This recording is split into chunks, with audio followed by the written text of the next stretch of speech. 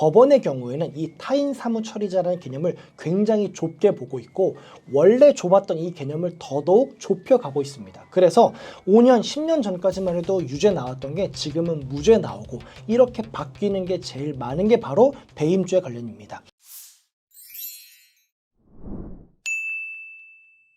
네, 여러분 안녕하십니까? 법무법인 A파트 용성호 변호사입니다. 오늘은 배임죄에 대해서 한번 설명을 드려보겠습니다. 많은 분들이 배임죄를 이렇게 알고 계세요. 아니, 우리 약속했잖아. 너 이거 약속 왜 안 지켜? 그러니까 너 약속 안 지켜서 나한테 손해가 발생했네. 배임죄. 이렇게 생각하시는 분들이 많이 있으세요. 그래서 실제로 배임으로 고소가 들어온 경우도 많은데 오늘은 배임죄 고소가 들어왔을 때 어떻게 방어하는 게 좋은지 한번 설명을 들어보도록 하겠습니다. 대한민국 형사실무에서요, 배임죄는요, 유죄 인정되는 비율이 굉장히 낮은 재산범죄입니다. 실제로 업무상 배임죄는 아예 불기소되는 경우도 굉장히 많고요. 실제로 재판에 넘겨진다고 하더라도요, 무죄 나온 경우가 정말 많습니다. 통계적으로 살펴보면요, 일반적으로 무죄율이 약 2.7%입니다. 그런데요, 배임죄는 그 약 한 2배를 넘어가는 6.1%입니다. 이게 무죄율, 전체 100 중에 6.1%밖에 안 돼? 그래도 거의 유죄가 나오네? 라고 생각하실 수 있는데 전체 고소 들어간 거에서 불기소, 무혐의 처분인 거를 고려하면요, 훨씬 더 수치가 높아집니다. 그러면 배임죄에서 왜 무죄가 나오는지 한번 설명을 드려보도록 하겠습니다. 배임죄에서 중요한 건 뭐냐면요, 타인 사무 처리자라는 개념입니다. 내가 다른 사람의 일을 대신 처리해 준다라는 거예요. 근데 많은 고소인들은 야, 너 이거 내 일을 처리해 주는 거잖아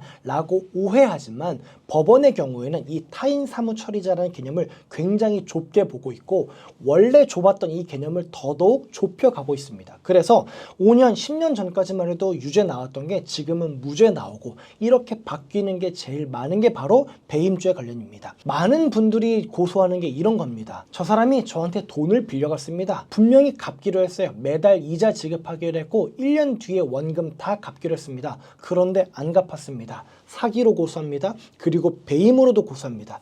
왜 배임으로 고소하냐 이겁니다. 돈 갚기로 했어요. 저 사람이 돈 갚기로 했는 거 내 재산권을 위해서 필요한 행위지 않습니까? 안 갚았습니다. 약속을 어겼어요. 배임입니다. 라고 고소합니다. 하지만 이런 경우는 당연히 배임이 성립하지 않는다라는 겁니다. 자, 배임죄에서 말씀드린 것처럼 중요한 건 뭐냐면 내가 과연 다른 사람의 일을 처리해 주는가입니다. 여기서 다른 사람의 일이냐라는 거는요, 예전에 법원은 다른 사람의 일이기도 하고 내 일이기도 하면은 그거는 다른 사람의 일이지라고 봐줬는데 이제는 점차 판례가 바뀌어가면서 다른 사람의 일이기도 하고 내 일이기도 하면 이거는 내 일이다라고 봅니다. 다른 사람을 위해 해주는 건 아니다라는 거예요. 가장 극단적으로 드러나는 게 이제 최근에 있었던 전원합의체 판례입니다. 이게 이제 어떤 사항이냐면요, 내가요 다른 사람한테 돈을 빌렸습니다. 자, 돈을 빌리면서 뭐라 그랬냐, 내 아파트가 있는데 이 아파트가 5억짜리야. 그러니까 3억을 빌려주면 내 이 5억짜리 아파트에다가 당신 앞으로 3억 근저당권 설정해 줄게 라고 했습니다. 그러면서 오늘 떼온 부동산 등기부등본을 상대방에게 보여줬어요. 실제로 등기부등본을 봤더니 내가 돈을 빌려달라고 하는 사람의 소유입니다. 내 소유입니다. 그리고 거기에 선순위 근저당이 잡혀있지 않습니다.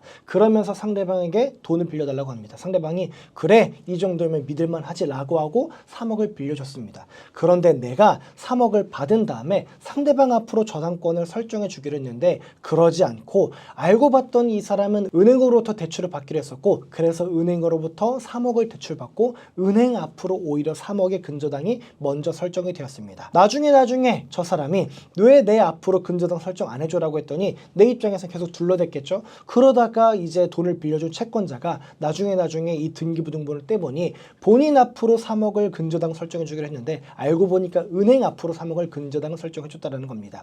이거에 대해서 고소를 했어요. 예전에는 법원이 뭐라고 봤냐, 근저당을 설정해 주는 거, 그러니까 채권자 앞으로 근저당을 설정해 주는 거는 타인의 사무다. 그 사람을 위해서 해줘야 되는 건데 당신 그거 안 했지? 임무에 위배했네. 그러므로 인해서 상대방에게 손실을 가했다. 이거는 배임죄에 해당한다 라고 해서 유죄 판결을 내렸는데 전원합의체 판례를 통해서 판례가 바뀌었습니다. 뭐냐? 저당권을 설정해 주는 거는요, 채권자의 업무이기도 해요. 채권자의 재산 보호를 위해 필요한 거기도 하지만 나의 업무이기도 하다라는 거예요. 그러니까 상대방의 업무와 나의 업무와 뒤섞여 있기 때문에 이거는 전적으로 채권자의 업무라고만 볼 수는 없고 채무자의 업무도 섞여 있는 거다. 그렇기 때문에 이거는 타인의 사무를 처리하는 지위에 있다고 보기 어렵다라고 해서 1심, 2심에서 전부 유죄가 나왔는데 3심에서 무죄가 나왔습니다.